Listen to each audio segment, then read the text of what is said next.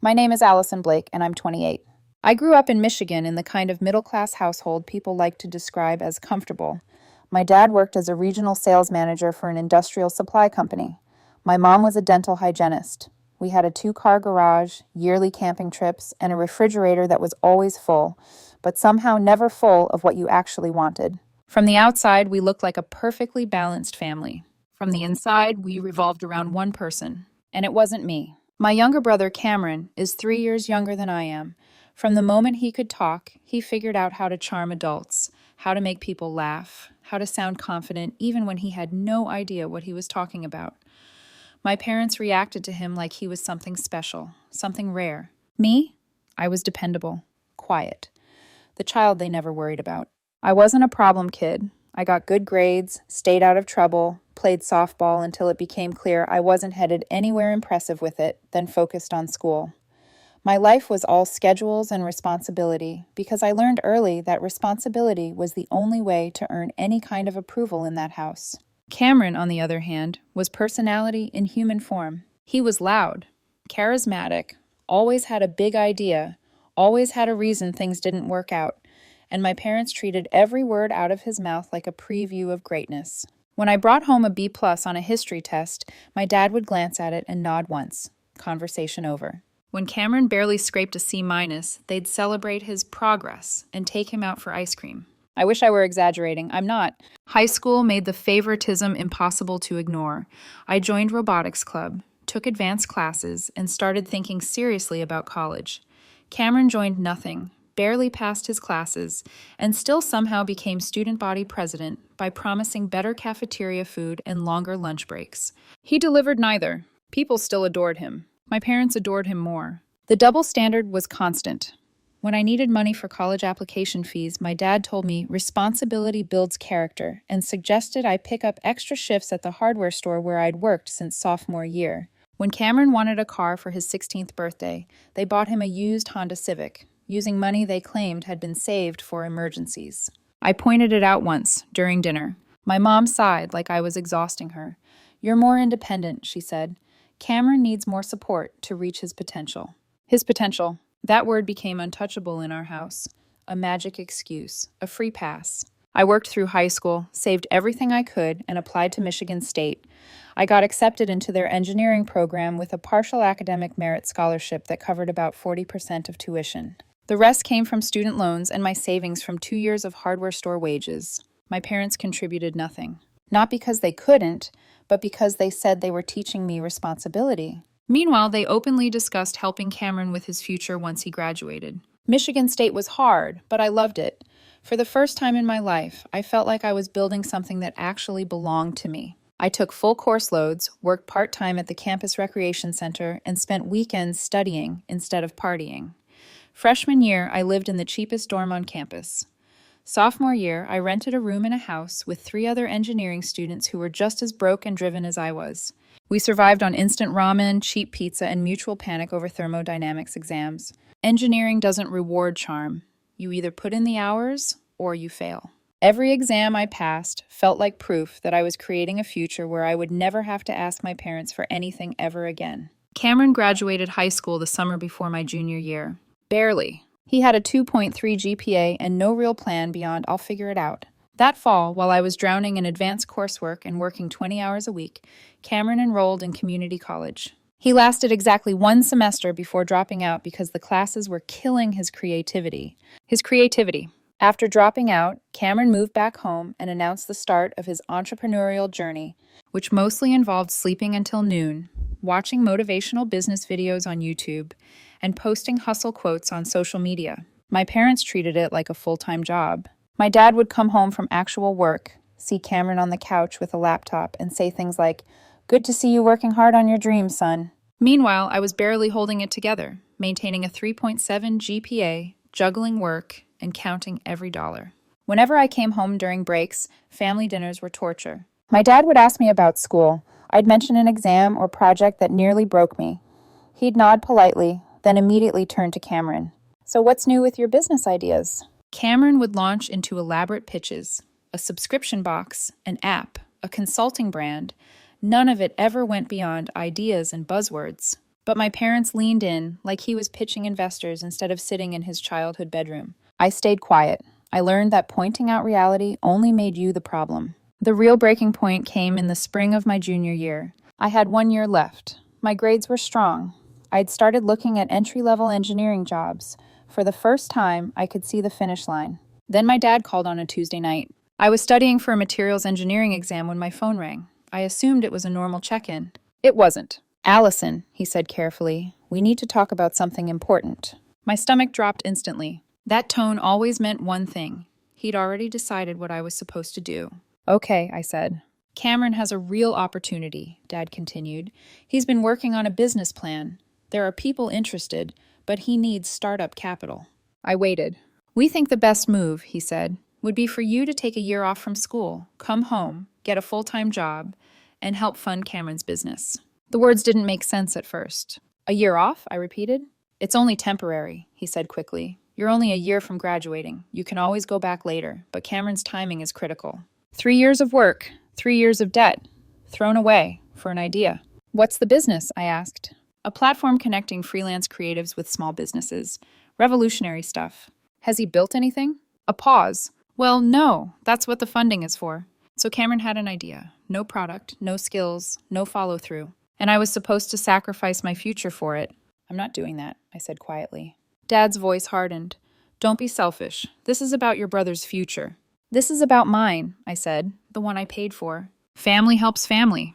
"Does Cameron even know you're asking me this?" "It was his suggestion," Dad said. "He said you'd understand." "Of course he did." "I'm not doing it," I repeated. "If you can't sacrifice 1 year," Dad snapped, "then I don't know what kind of woman you're becoming." "The kind," I said, voice shaking, "who doesn't destroy her life for a fantasy." I hung up. I sat there staring at my phone, knowing, deep down, that I hadn't just said no to a request. I'd declared a war my family had been waiting to fight. The silence after that phone call lasted exactly 3 days. Then my mom started calling. Her approach was softer than my dad's. Gentler words, longer pauses, sighs carefully placed where guilt could settle in. "Cameron's just struggling to find his path," she said during one call. "You've always had it easier, Allison. You're focused. You're smart. He needs help in ways you never did." Easier. I was taking out loans, working part-time, and rationing groceries. Cameron was sleeping until noon in his childhood bedroom. I told her no. She cried. She said she was disappointed. She said family makes sacrifices. I said I already had. Then Cameron himself called. No hello, no small talk. "What's your problem?" he snapped. "You're really going to screw me over like this?" "My problem," I said, "is you expecting me to put my life on hold for your idea." "It's not just an idea," he said. "It's a real opportunity. I just need capital to get started." "Then get a job and save money," I replied. That's what I did. "It's different for me," Cameron scoffed. "You don't get it. You're built for the traditional path. School, jobs, boring stuff. I'm an entrepreneur." I actually laughed. "You dropped out of community college because you couldn't handle intro classes," I said. "What makes you think you can run a company?" "I have vision," he snapped. "I have drive." "And no proof," I said. "I'm not funding this." There was a long pause.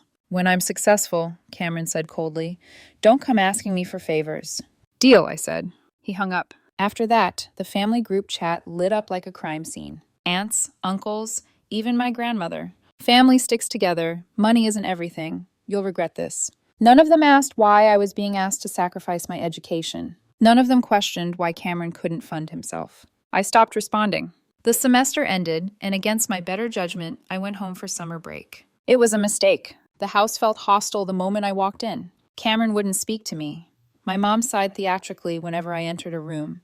My dad answered my questions with one-word responses. At dinner, Cameron sat at the table scribbling in a notebook, full of buzzwords and half-formed ideas, while my parents watched him like proud investors. His business was still nothing. No product, no customers, no plan. Just vibes and entitlement. I lasted 3 days. On the 4th, I packed a bag and crashed on a friend's couch. I got a full-time construction job, long hours, brutal heat, steady pay, and saved everything I could for senior year. If my family wanted me gone emotionally, fine. I'd make it physical. Senior year was the hardest academically, but I barely noticed. I was locked in. I applied to dozens of jobs. Phone interviews, technical screens, panel interviews that felt like interrogations. One company flew me out for a full-day interview.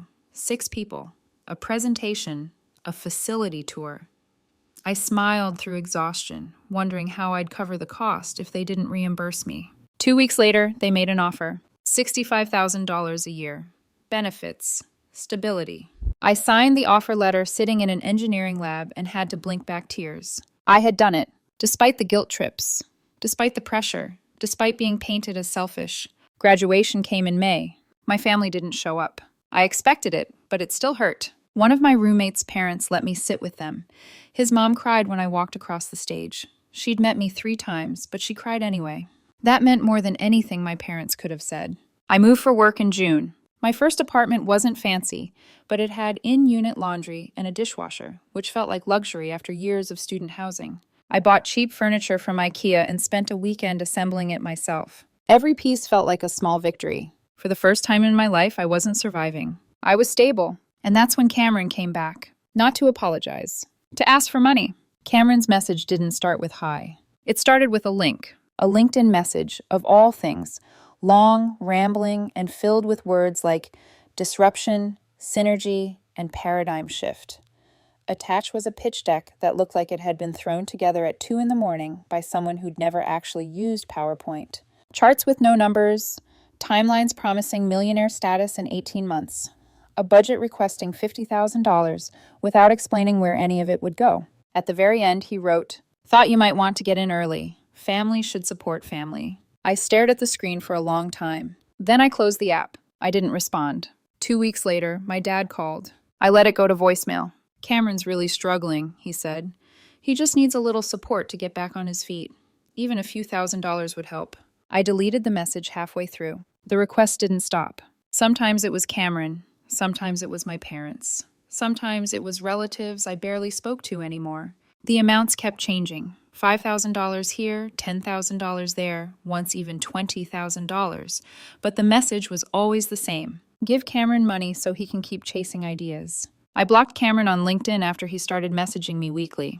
I set my parents' numbers to go straight to voicemail. I built a wall, not out of anger, but out of necessity. While Cameron failed, I rose. Year 1 at my job was overwhelming but satisfying. I was designing real components for real machines, things that would actually be built and used. My manager took the time to teach me the practical side of engineering school never covered.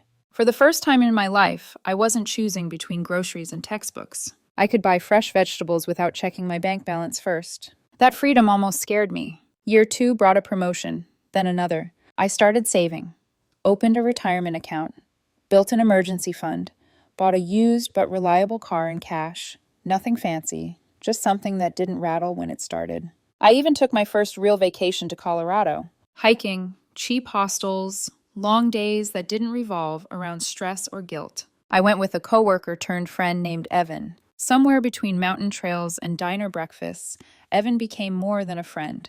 He listened. He didn't minimize. He didn't suggest compromises with people who'd never compromised for me. He believed me. When I told him the full story, he shook his head slowly. "They only reach out when they want something," he said. I nodded. Exactly. Meanwhile, Cameron cycled through failure after failure. A dropshipping store that collapsed in weeks. A social media consulting agency that lost its only client. A YouTube channel about entrepreneurship that barely cracked double-digit views. Each failure came with a new excuse and a new request for help. I said no every time. By year 3, I was making more money than I ever imagined when I was eating ramen in college. And that's when my parents decided it was time for an apology. Or at least, something that sounded like one. I came home from work one Friday and found them waiting in the lobby of my apartment building. Sitting there like they belonged. My stomach dropped. Dad stood when he saw me, straightening his jacket like he was about to close a deal. "Allison, we need to talk." I tried to walk past them. Mom grabbed my arm. Her grip was desperate. "Please, just 10 minutes. Against every instinct screaming at me to keep walking, I let them in. They sat on my couch, looking around my apartment like they were visiting a stranger's home, which I realized they were. Dad's eyes flicked to my furniture, my TV, my kitchen. "You've done well for yourself," he said. It didn't sound like praise. Mom started crying before he even finished his sentence. Dad launched into a speech about mistakes, misunderstandings, and wanting to repair our relationship. I waited, because I knew there was always a second act. And right on cue, he delivered it. "Cameron's in trouble," he said. "He's depressed. He has debt. He needs help getting back on his feet." And you're out of options, I said flatly. Dad didn't deny it. We were hoping, Mom said, that you could help him get a job, maybe at your company. A recommendation from you could change everything. I laughed. Out loud. You want me to stake my professional reputation on Cameron? I asked. The same Cameron who can't hold a job for 2 months? He's changed, Mom insisted. He's had nothing but chances, I said. You just never made him earn any of them. Dad stood up, jaw tight. If you won't help your brother, he said, then we have nothing more to say to you. Sounds about right, I replied. They left. I sat on my couch afterward, shaking, not from regret, but from clarity. They didn't come to see me. They came to collect. After my parents left that night, something inside me finally settled. Not the hurt, not the history, but the doubt. For years, I'd wondered if maybe, just maybe, I was being too harsh, too unforgiving, too stubborn. If there was some version of this story where I said yes once and everything magically worked out. That night erased that fantasy, because if they truly wanted me, they would have come years earlier. They would have shown up at my graduation, at my first apartment, at any moment that wasn't attached to Cameron's latest failure. They didn't. They showed up when they needed something. Life went on. I kept moving forward. At work, I was promoted again.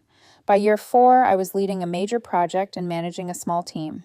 The responsibility was intimidating at first, but I discovered something unexpected. I liked it. I liked mentoring younger engineers.